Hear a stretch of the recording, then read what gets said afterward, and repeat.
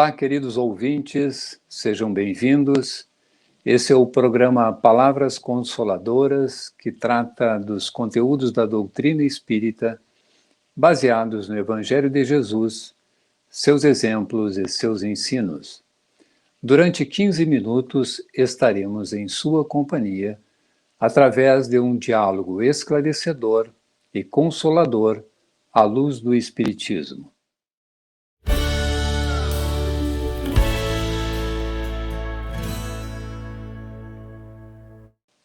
A União Municipal Espírita de Caxias do Sul nos oferece para o diálogo de hoje o tema Não Vim Destruir a Lei, com o nosso convidado Gilmar Vieira, diga-se José Gilmar Vieira, colaborador do Movimento Espírita na Serra Gaúcha. Seja bem-vindo, Gilmar. Boa tarde, Vanderlei. Boa tarde a todos os nossos irmãos de Ideal Espírita que nos acompanham, todos os internautas, nesse programa Palavras Consoladoras da União Municipal Espírita de Caxias. É uma alegria estar com vocês, compartilhando, então, essas reflexões nessa noite. Perfeito. Bom, nós temos, então, dentro do tema de hoje, Não Vim Destruir a Lei, obras de pesquisas que são Basilar, o Evangelho segundo o Espiritismo, no capítulo 1, e o livro Jesus e o Evangelho à Luz da Psicologia Profunda, no capítulo 1, Soberanas Leis. Ele é editado por Joana de Ângeles, com a psicografia de Francisco de Divaldo Franco.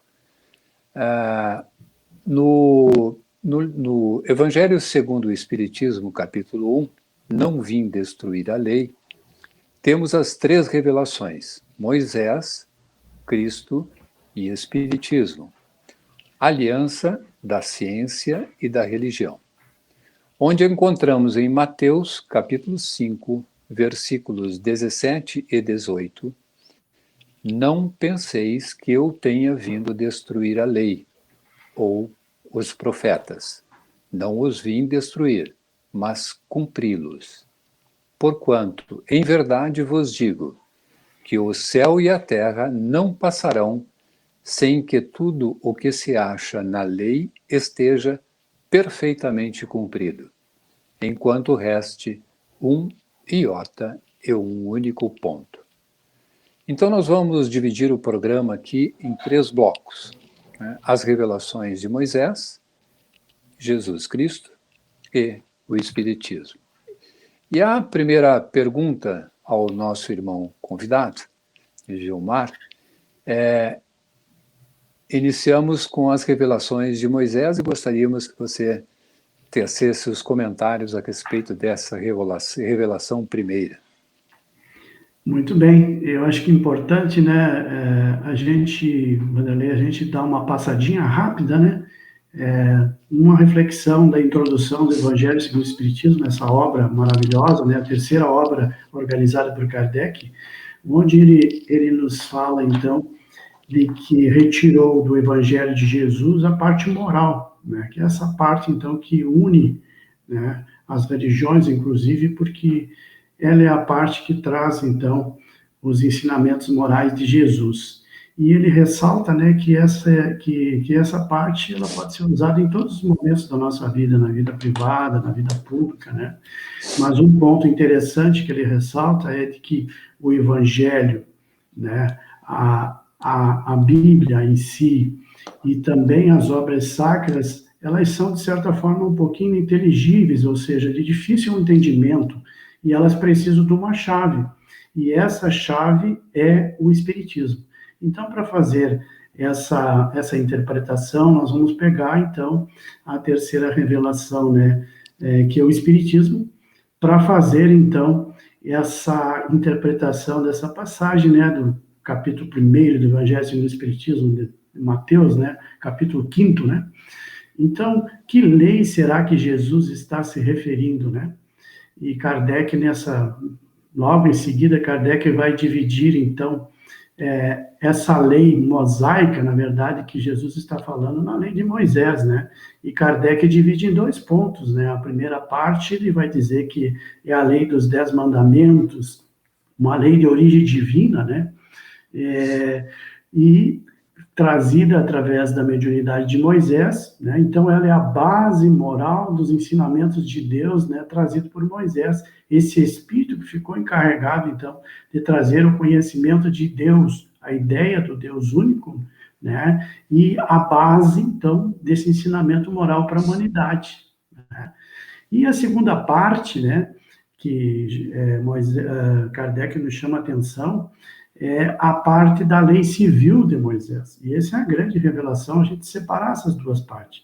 Porque Moisés, para liderar aquele povo, né, hebreu, que saía de um cativeiro dos povos egípcios, né, por muito tempo, com muitos vícios, né, um povo indisciplinado, ainda na infância espiritual, fez com que Moisés, então, criasse uma lei, né, e uma lei criada por ele, que não é divina, mas desse uma certa ideia de uma lei divina, para que o povo, então, que não era tão disciplinado, pudesse seguir. Então, ele criou a lei, a ideia de um Deus rigoroso, um Deus vaivoso, vingativo, né, até baseado na lei de Italião, uma lei que ele se baseou de povos antigos também, né, para fazer a sua lei civil, para que ele pudesse liderar, então, esse povo. Mas tudo estava dentro de uma lógica, da lógica do processo de desenvolvimento do ser humano, né, nas duas asas, na parte intelectual e na parte moral.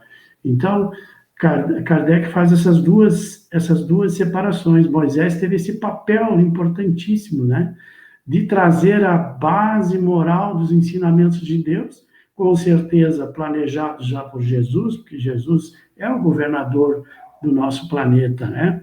Então, ele traz para conhecimento da humanidade e também a ideia do Deus único, que até então era conhecida, então, como a ideia de muitos deuses, a ideia politeísta, né?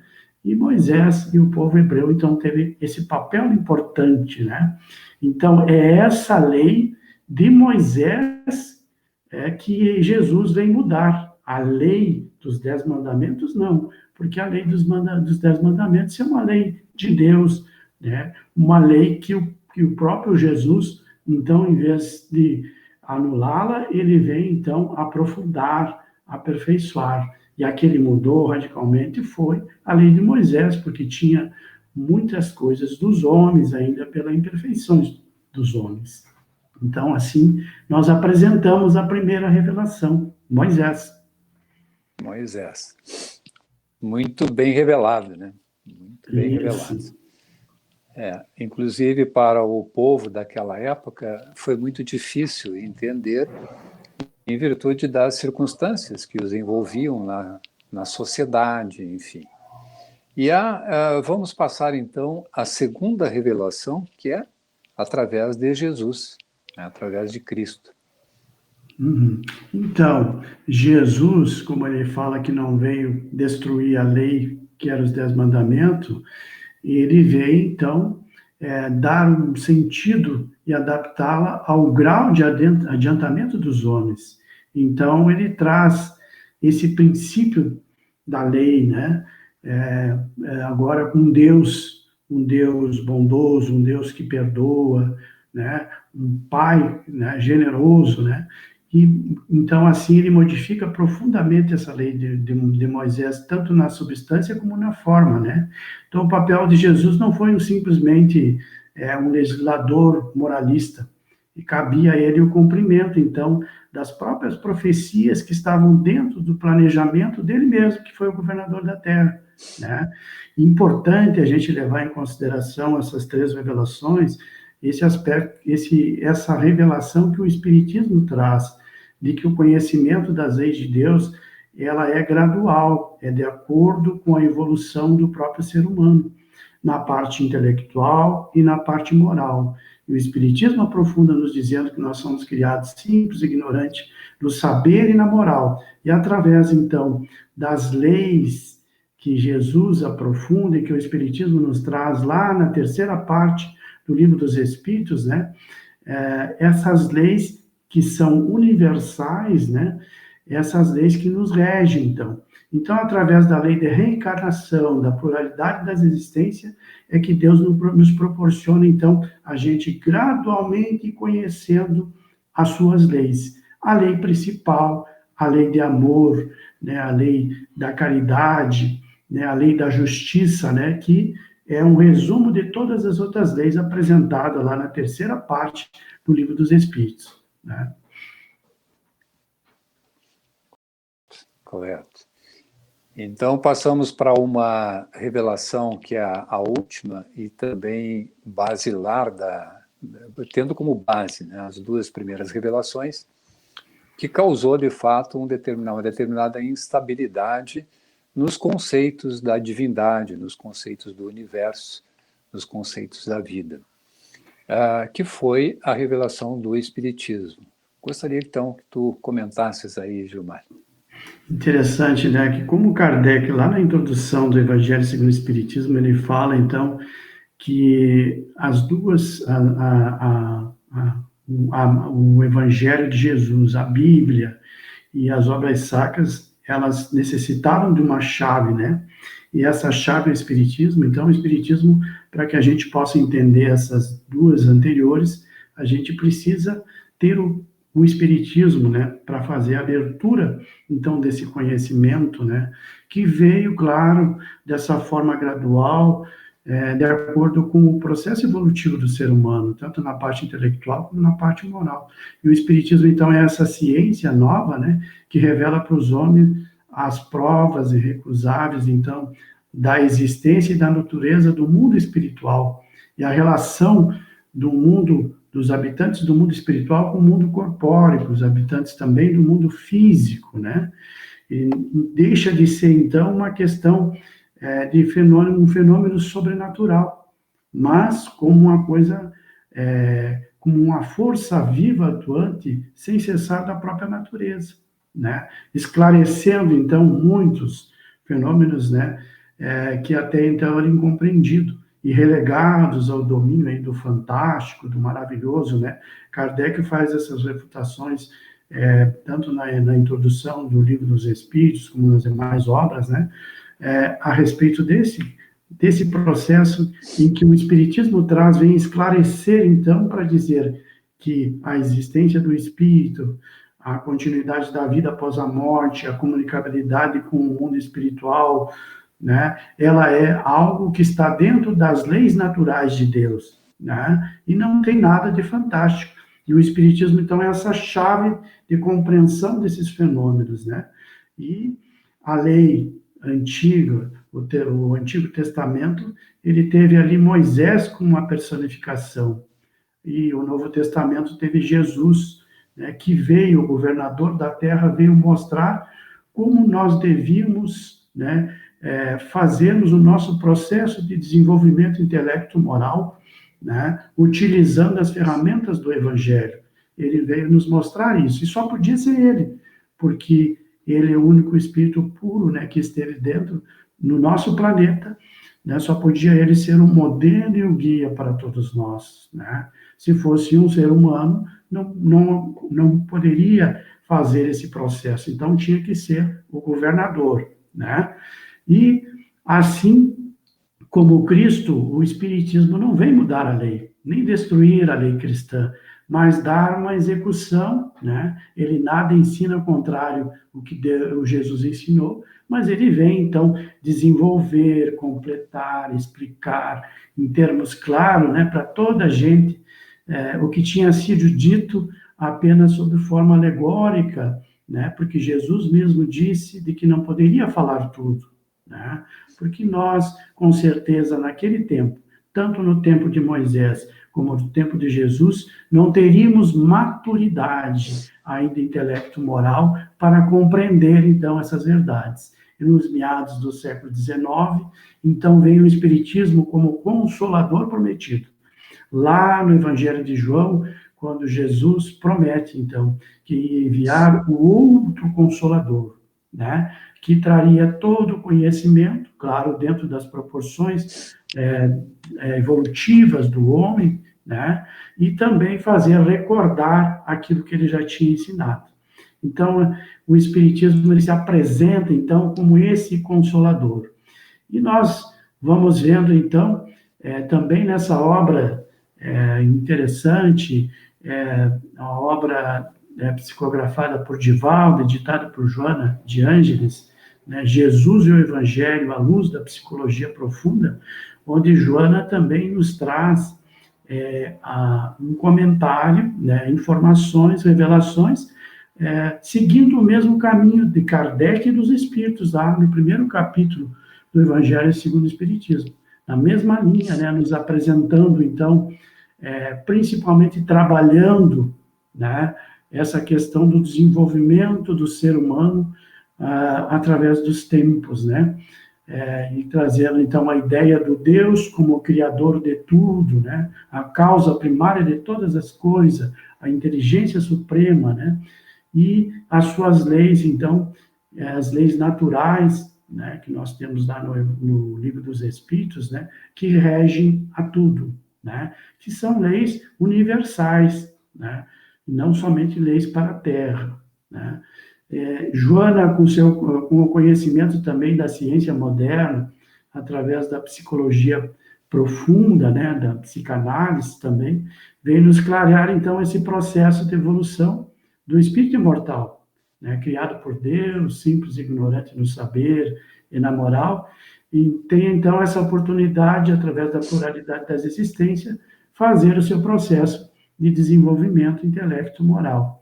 E ali, então, nós vamos vendo, né, Joana aprofundando, né, que essa existência são as oportunidades, então, que o Espírito tem de substituir os nossos arquétipos, né, as nossas experiências, né, renovando os nossos sentimentos, né, de existências anteriores, né, onde nós tínhamos muitas imperfeições, e através dessas existências nós vamos, então, lapidando o homem velho, a mulher velha, e procurando, através, então, tendo Jesus como modelo, e o seu evangelho como esse farol, para que a gente possa fazer essa reforma interior dos nossos sentimentos, e cada vez mais nos tornando, a cada dia, um ser melhor, se aproximando de Deus e de Jesus, cumprindo assim o nosso papel na Terra, que é a nossa reforma interior, nos tornarmos cada vez melhor.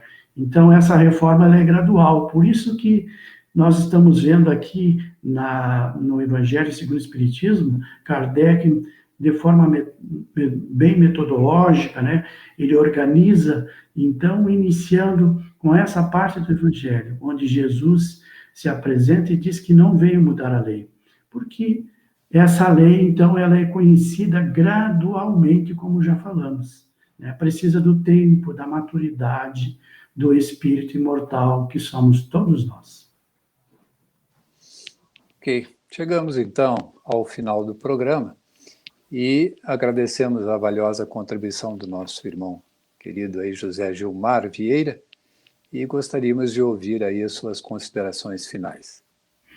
Nós queremos agradecer imensamente essa oportunidade, né, os irmãos que nos estão dando essa oportunidade, sempre é um momento de aprendizado, né, quando a gente vem falar sobre o Evangelho de Jesus. Nesse momento tão importante em que nós estamos vivendo como humanidade, nessa expiação coletiva que precisamos estarmos cada vez mais conectados com o Cristo, conectado e colocando em execução esse aprendizado do seu Evangelho, conhecermos, meditarmos e fazermos essa aplicação no nosso dia a dia, porque ele é, então, esse código moral, como diz Kardec na introdução do Evangelho segundo o Espiritismo, né, o caminho seguro para a nossa felicidade.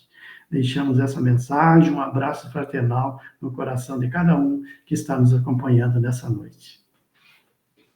Obrigado, Gilmar, e agradecimentos especiais aos nossos irmãos que nos prestigiam. Foi um privilégio estarmos em sua companhia. E até o próximo programa.